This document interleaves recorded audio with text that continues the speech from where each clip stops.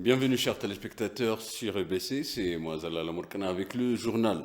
Le Premier ministre Abiy Ahmed a envoyé un message de félicitations à la Chine à l'occasion du 100e anniversaire de la fondation du Parti communiste.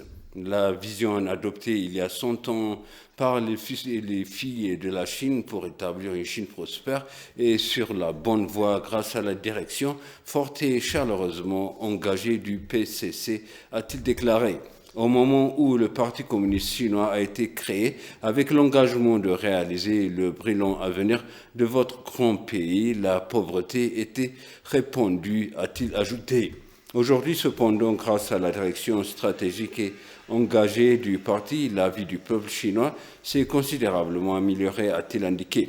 Le Premier ministre a déclaré « Je suis personnellement inspiré par les réalisations du PCC dans l'amélioration des moyens de subsistance du peuple chinois et le rajeunissement de la nation chinoise. » La vision du PCC de réaliser un programme de développement innovant, coordonné, vert et partagé, mis en œuvre au cours des dernières décennies, a considérablement contribué à la structure de la Chine dans le monde entier. L'Éthiopie a beaucoup à apprendre de la valeur, les gens d'abord, du Parti communiste chinois et des efforts sans réserve déployés pour sortir des résidents ruraux de la pauvreté. Sous la direction du PCC, les investissements chinois en Afrique, en généralement et en Éthiopie en particulier, ont augmenté de manière expressive au cours de la dernière décennie et constatent les effets positifs de cette opération économique.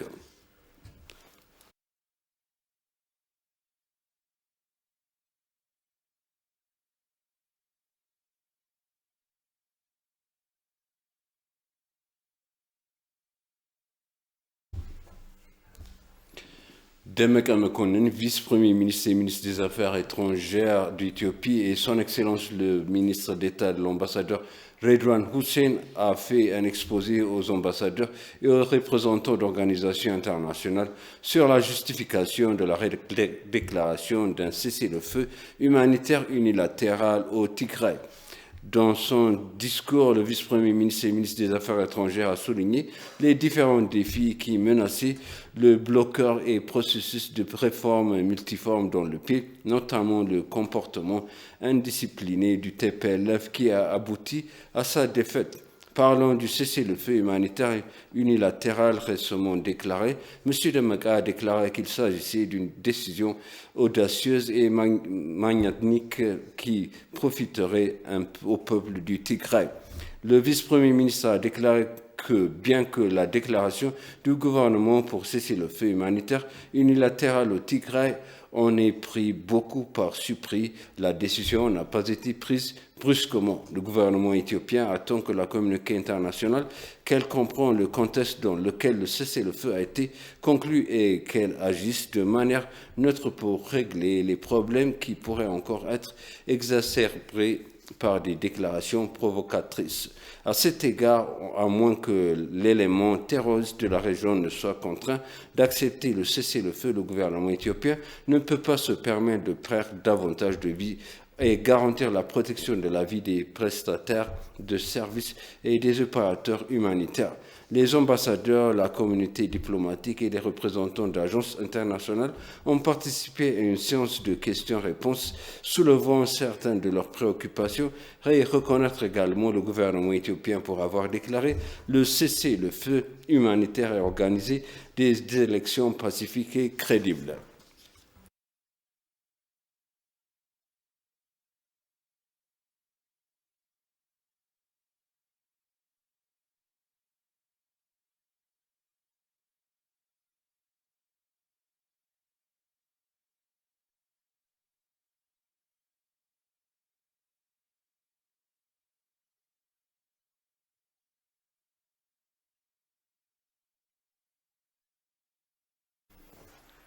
Le vice-premier ministre et ministre des Affaires étrangères d'Amakama Konon a eu un entretien téléphonique avec le ministre suédoise des Affaires étrangères, Ann-Christine Lid, sur les derniers développements.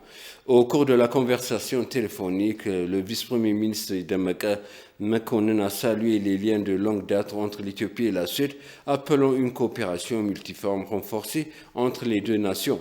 Il a souligné que le gouvernement éthiopien a déclaré le cessez-le-feu unilatéral au Tigray dans le but de faciliter une atmosphère agricole pacifique pour les agriculteurs de la région et les activités humanitaires en cours.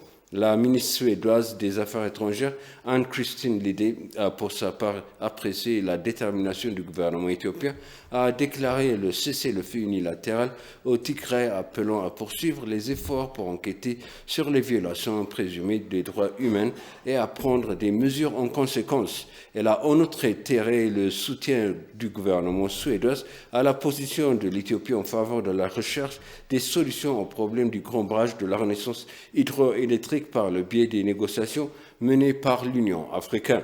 Les deux ont en outre échangé des points de vue sur le différend frontalier avec le Soudan et les solutions possibles aux problèmes.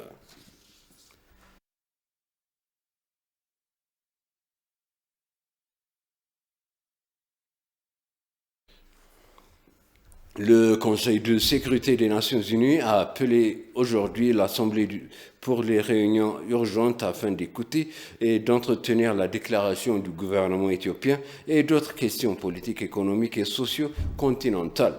Lors de la réunion, l'ambassadeur Taye Selassie a présenté la déclaration du gouvernement éthiopien et sa position ferme concernant la situation actuelle en Éthiopie, en particulier le conflit entre le jeune TPLF et le gouvernement sur les décisions qu'elle a prises, tout en se penchant sur les réunions bilatérales qu'elle avait eues avec divers membres du Conseil. 2021, the government of Ethiopia decided to Le gouvernement éthiopien a décidé d'arrêter l'engagement actif militaire de la force de défense éthiopienne dans l'État régional de Tigray. Cette décision de cesser le feu humanitaire a été prise après une réunion délibérée et approfondie avec diverses parties prenantes et partenaires afin de créer un environnement propice pour l'opération d'aide humanitaire dans la région, et ceci permettrait à paver le chemin pour un dialogue national inclusif. Il a réaffirmé que le gouvernement éthiopien continuerait à assurer sa responsabilité afin de traduire en justice tout acte abusif contre le droit humain et les crimes commis dans la région de Tigray. Il a également félicité les membres du Conseil d'avoir eu une geste positive envers sur les efforts de l'Éthiopie, tout en les encourageant à continuer à jouer un rôle remarquable dans leur soutien afin d'assurer une paix et une sécurité durable dans le pays et à aider davantage son engagement dans la mise en œuvre du cessez-le-feu dans le but de refaire continuer une vie normale dans la région. We encourage council members to play constructive role. Nous encourageons les membres du Conseil à jouer un rôle de soutien constructif au gouvernement éthiopien dans la mise en œuvre du cessez-le-feu humanitaire. Nous félicitons encore les membres du Conseil d'avoir accepté ce geste positif. Le Kenya estime que l'Union africaine est une plateforme importante pour matérialiser la négociation sur le grand barrage de la Renaissance hydroélectrique éthiopienne et a déclaré l'ambassadeur du pays en Inde.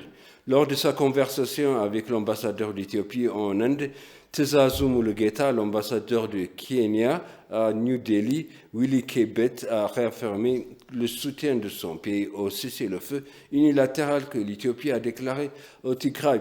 Il a en outre souligné que l'Union africaine joue un rôle déterminant dans la résolution des problèmes du grand barrage de la Renaissance en vue d'apporter une solution africaine aux problèmes africains. L'ambassadrice Tizeta Mulugeta a informé son homologue kenyan de la situation actuelle au Tigray et de cesser le feu unilatéral déclaré par le gouvernement éthiopien. L'ambassadeur a également élaboré la statut de la négociation du grand barrage de la Renaissance hydroélectrique et l'importance des négociations menées par l'Union africaine entre l'Éthiopie, le Soudan et l'Égypte pour parvenir à une solution gagnante-gagnante. L'ambassadrice Tizeta a demandé à son homologue de reconnaître les progrès réalisés par le gouvernement éthiopien et le soutien au gouvernement kenyan envers la position éthiopienne sur différentes plateformes.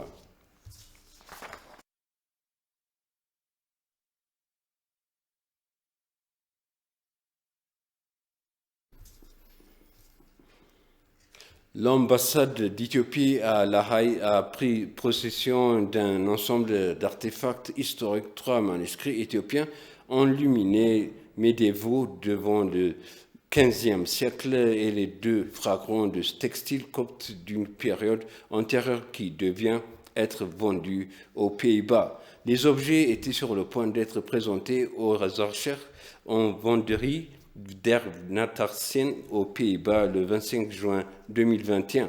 Le 18 juin 2021, l'ambassade a donc demandé formellement au commissaire-priseur d'arrêter la vente des objets en attente une enquête pour savoir si les objets ont été achetés et exportés hors d'Éthiopie illégalement. Suite à la décision du vendeur de réitérer les articles de la vente aux enchères sur la base de cette demande, le 2 juin 2021, les artefacts ont été donnés à l'ambassade par un intermédiaire anonyme et ami de l'Éthiopie. L'ambassade d'Éthiopie à La Haye travaille sur les dispositions sur le retour éventuel des artefacts à leurs emplacements légitimes en Éthiopie.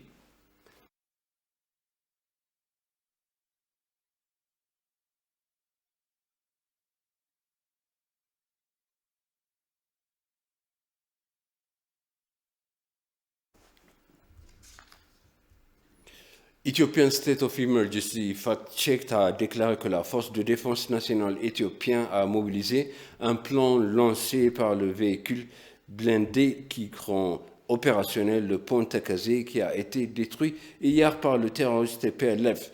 Le FDNE donne également au pont la protection militaire à temps appris. Selon la vérification des faits de l'état d'urgence d'Éthiopie, le pont a été détruit le 1er juillet au matin par une petite unité de milice du TPLF. Le groupe terroriste espérait bloquer l'accès de la force de défense nationale éthiopienne et force les organisations d'aide à larguer une assistance aérienne avec moins de contrôle pour leur cargaison, a-t-il révélé. Il convient de rappeler que le gouvernement éthiopien a déclaré un cessez-le-feu humanitaire unilatéral pour aider les agriculteurs de la région à s'engager dans les activités agricoles pendant cette saison de plantation et que les nécessiteux reçoivent une aide.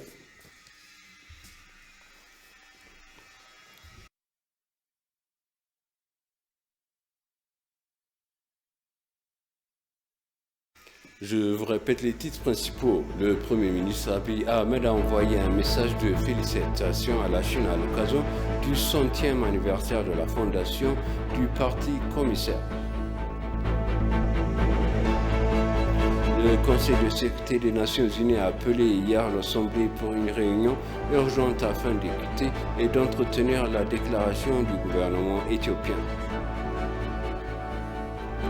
Chers téléspectateurs, ainsi s'achève le journal. Merci de nous avoir suivis. Excellente suite de programme.